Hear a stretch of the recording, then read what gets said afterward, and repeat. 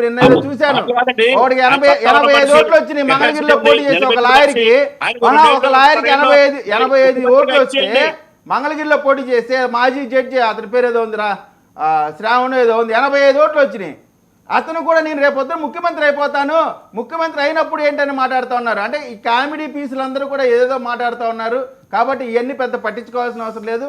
పవన్ కళ్యాణ్ గారు ఎవరు అవునన్నా కాదన్నా బలమైన నాయకుడు. తెలుగుదేశం పార్టీని ఆయన కలిసి పోటీ చేయడం ద్వారా అత్యధికమైనటువంటి మంచి రిజల్ట్స్ వచ్చినాయి. ఆయన ఇంకో మాట కూడా చెప్పారు, మనం బలపడ్డాం, తెలుగుదేశం పార్టీని బలపరిచామన్నారు. దాంట్లో తప్పేంటో నాకు అర్థం కాదు. నిలబెట్టామన్నారు. సరే సార్, నిలబెట్టారన్నా బలపరిచారన్నా ఒకటే. నిలబడటం బలపడటం రెండు ఒకటే. నిలబడేది బలపడితేనే నిలబడేది, బలం లేకపోతే పడుకుంటారు కదా. బలపడ్డాం, నిలబడ్డాం. అంతకుముందు తెలుగుదేశం పడుకుందా సార్? తక్కువ సీట్లు వచ్చినాయి కదా, తక్కువ సీట్లు వచ్చినాయి. తర్వాత కలిసి ఉండటం ఇక్కడ ఒకటే పాయింట్ ఆన్ హోల్. నేను చెప్పేది ఏంటంటే కూటమి రాబోయే 10 సంవత్సరాలు అధికారంలో ఉంటుంది అనేది ఫిక్స్ అయిపోయారు. అటు వైసీపీ దగ్గర నుంచి అన్ని పార్టీల నాయకులు, ఈవెన్ కాంగ్రెస్ పార్టీతో సహా కూటమి ప్రభుత్వమే ఉండబోతా ఉంది.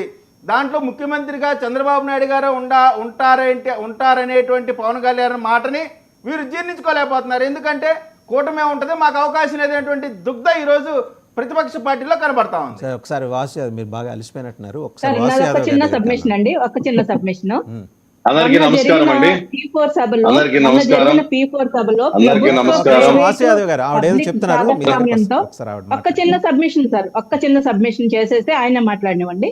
మొన్న జరిగిన P4 సభలో ప్రభుత్వ ప్రైవేటు పబ్లిక్ పీపుల్స్ భాగస్వామ్యంతో ఒక మంచి కార్యక్రమానికి, ఒక కొత్త ఆలోచనకి శ్రీకారం చుట్టి ఏదైతే రాష్ట్రంలో ఉన్న 20 లక్షల మంది పేదల్ని మొదటి విడతగా గుర్తించి ధనవంతులతో వారికి నేరుగా సహాయం చేయించడం ద్వారా ఒక కొత్త పథకానికి ఆ రోజు ఆ సభ జరిగి ఎంతో మంది మాట్లాడారు, పెద్దలు మాట్లాడారు, చంద్రబాబు నాయుడు గారు మాట్లాడారు, అనుభవం ఉన్న వ్యక్తి రాజకీయాల్లో. అలాగే కొత్త తరం రాజకీయాలు చేస్తున్న పవన్ కళ్యాణ్ గారు మాట్లాడారు.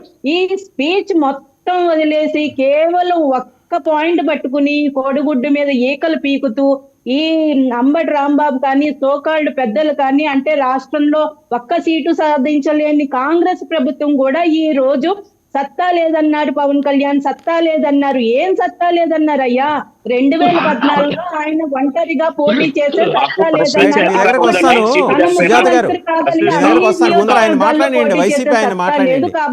వైసీపీ ఆయన మాట్లాడినండి, మీ దగ్గరకు వస్తా. ఒక్క నిమిషం సుజాత గారు ప్లీజ్. సుజాత గారు ఒక్క నిమిషం, వైసీపీ ఆయన మాట్లాడినండి, మీ దగ్గరకు వస్తా. చెప్పారు కదా, చెప్పారు. ఒక్క నిమిషం అండి, ఆయన మాట్లాడినండి, మీ దగ్గరకు వస్తా. మీరు మాట్లాడదురు. ఒకసారి వాసు యాదవ్ గారు, మీరు బిచానా ఎత్తేసారు స్టేట్ నుంచి. 2029 మళ్ళీ మీ రీఎంట్రీ సాధ్యం కాదు, స్పష్టమైపోయింది. మీ నాయకుడు ఏదో చెప్పాడు కదా, మన కళ్ళు మూసుకొని ధ్యానం చేయండి, ఇప్పటిదాకా చేశాం కదా, ఇంకో 4 ఏళ్ళు 3 నెలలు చేద్దామని.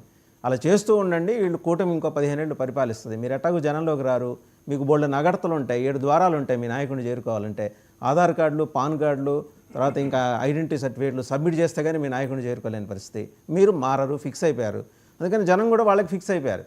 రెండోది, మీరు సూపర్ 6 గురించి పదే అడుగుతున్నారు. మీరు ఇంకా అడగటం మానేయండి. ఎందుకంటే రాష్ట్రంలో ఉన్న పేదలందరూ ధనికులైపోతున్నారు. ఇంకా వాళ్ళకి సూపర్ 6 అవసరం ఉండదు. అదొకటి గుర్తుంచుకోండి, అర్థమైందా?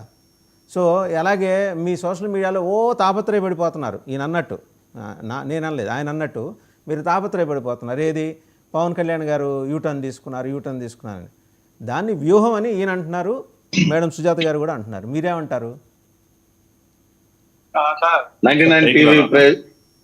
99 టీవీ ప్రేక్షకులకి, అలాగే ప్యానెల్లో ఉన్న సభ్యులందరికీ కూడా నా నమస్కారాలు తెలియజేస్తున్నాను. మొదటిసారి మీ అందరితో కూడా డిబేట్ లో పాల్పంచుకోవడం నిజంగా చాలా చాలా సంతోషంగా ఉంది. ముఖ్యంగా వినిపిస్తుందండి? వినిపిస్తుంది, మాట్లాడండి. ముఖ్యంగా సుజాత గారికి చెప్పాల్సింది ఏంటంటే, గత 12 సంవత్సరాల నుంచి పవన్ కళ్యాణ్ గారు రాజకీయాల్లో లేరు. 2009 నుంచి ప్రజారాజ్యం పెట్టినప్పటి నుంచి ఆయన రాజకీయాల్లో ఉన్నారు. అంటే దగ్గర 16 సంవత్సరాల నుంచి పవన్ కళ్యాణ్ గారు రాజకీయాల్లో ఉన్నారు. ఇక్కడ